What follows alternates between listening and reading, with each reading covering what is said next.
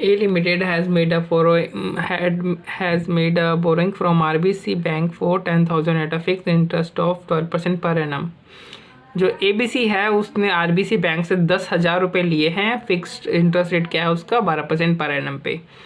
जो लोन की processing fee है वो एडिशनली पे की कितनी की है 500 रुपये, और जो लोन है वो 4 हाफ ईयरली इंस्टॉलमेंट में पे करी जाएगी और हर एक इंस्टॉलमेंट 2,500 रुपये की होगी, मतलब कि 2 साल के अंदर पे कर देना है। ठीक है, डिटेल्स ऐसे है कि 10,000 का लोन लिया है, स्टार्टिंग है, एंडिंग है, रिपेमेंट जो है लोन की 30 सितंबर से स्टार्ट हो गई। ठीक है, हाफ ईयर होगा ना ये अगला, जैसे 1 अप्रैल से अगर लोन की डेट स्टार्ट हुई है तो फिर 6 महीना कौन सा हुआ 30 सितंबर ना, तो यानी 30 सितंबर से स्टार्ट हो जाएगी। तो ऐसे करके हमें 4 हाफ ईयर में पे कर देना लोन। इंस्टॉलमेंट अमाउंट 2,500 रहेगी, इंटरेस्ट 12% है। इंटरेस्ट जो चार्ज है वो क्वार्टरली चार्ज किया जाएगा इंटरेस्ट, यानी क्वार्टरली चार्ज किया, यानी 12%। अगर एनुअली है तो क्वार्टरली कितना परसेंट चार्ज किया जाएगा 3% क्वार्टरली चार्ज किया जाएगा।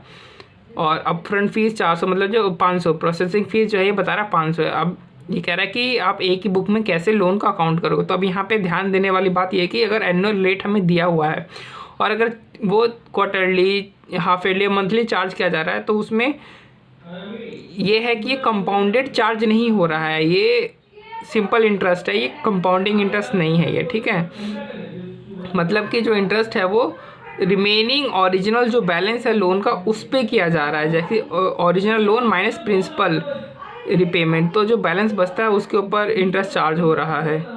ठीक है, इंटरेस्ट के ऊपर इंटरेस्ट चार्ज नहीं हो रहा है, इस पर ये चीज़ का ध्यान रखना है। तो चलो अपन आंसर शुरू करते हैं। सबसे पहला स्टेप ज़ीरो मतलब हु एम आई, मैं कौन हूँ, मैं एक ही बुक में बना रहा हूँ तो मैं ए लिमिटेड हूँ। ठीक है, तो ए लिमिटेड के लिए क्या है ये, तो ए लिमिटेड ने तो बोरो किया है 10,000 रुपीज़ आरबीसी से, तो ए लिमिटेड के लिए फाइनेंशियल लायबिलिटी है, फाइनेंशियल लायबिलिटी। ठीक है, तो ऑन है, ऑन मार्केट टर्म से, ऑफ मार्केट टर्म से, यहाँ पे कुछ भी नहीं बता रखा है तो हम मानेंगे ऑन मार्केट टर्म से। अच्छा, ऑन मार्केट टर्म से तो स्टेप 3 फेयर वैल्यू, अब इसकी निकालो। तो फेयर वैल्यू में क्या होता है, जो ट्रांजैक्शन कॉस्ट है उसको ट्रांजैक्शन प्राइस में एडजस्ट कर देते हैं। तो 10,000 रुपये हमारे पास आ रहे हैं और हम 500 रुपये फीस दे रहे हैं, यानी 9,500 रुपये हमारी जो है वो फेयर वैल्यू है। ठीक है, अब हम स्टेप 4 में इफेक्टिव इंटरेस्ट रेट आ जाता है। इफेक्टिव इंटरेस्ट रेट कैसे निकालते हैं हम, ऑन मार्केट टर्म से ट्रायल एंड एरर मेथड करके। तो यहाँ पे बस मुझे ये रट्टा मारना है कि इंटरेस्ट रेट तो 12% है, लेकिन जब मैं इफेक्टिव इंटरेस्ट निकालूंगा ट्रायल एंड एरर करके, तो जो मैं इफेक्टिव इंटरेस्ट लूँगा वो मैं 16% और 17%, ये 2 मेथड लूँगा। इसमें ट्राई करके देखूँगा कि मेरी EIR क्या आती है। ठीक है, तो ये देखो मैंने यहाँ पे ट्राई करके देखा, ये 16% या 17%। ये देखो ये अमाउंट मेरा कितना कितना ड्यू है वो ये है, ये प्रिंसिपल हर, ये देखो ये क्वार्टर है, 4 क्वार्टर पहले साल का, दूसरे साल का 4 क्वार्टर, 6 महीने कितना हुआ, हर दूसरा क्वार्टर मेरा 6 महीना हो जाएगा, तो हर 6 महीने पे 2,500 रुपये की पेमेंट की जा रही है। और जो इंटरेस्ट है वो 12% है, मतलब क्वार्टरली इंटरेस्ट कितना हुआ, क्वार्टरली इंटरेस्ट हुआ 3% हमारा, 3% इंटरेस्ट चार्ज हो रहा है। और 10,000 पहले के क्वार्टर में, 10,000 के ऊपर 3% 300, फिर दूसरे क्वार्टर में, क्योंकि ये जो प्रिंसिपल की जो अमाउंट जो पे की गई है 2,500, ये दूसरे क्वार्टर के एंड में पे गई, यानी एंड में पे की गई है, यानी जो दूसरे क्वार्टर है हमने उसमें भी पूरा 10,000 रुपये यूज़ किया है, तो उसमें भी 300। फिर जो तीसरा क्वार्टर है, चूँकि हमने तीसरे क्वार्टर के शुरू में ही हमने 2,500 रुपये पे कर दिए थे, तो तीसरे क्वार्टर में हम पूरा कितना यूज़ करेंगे 7,500, उसके ऊपर 3%, इस तरीके से करके है।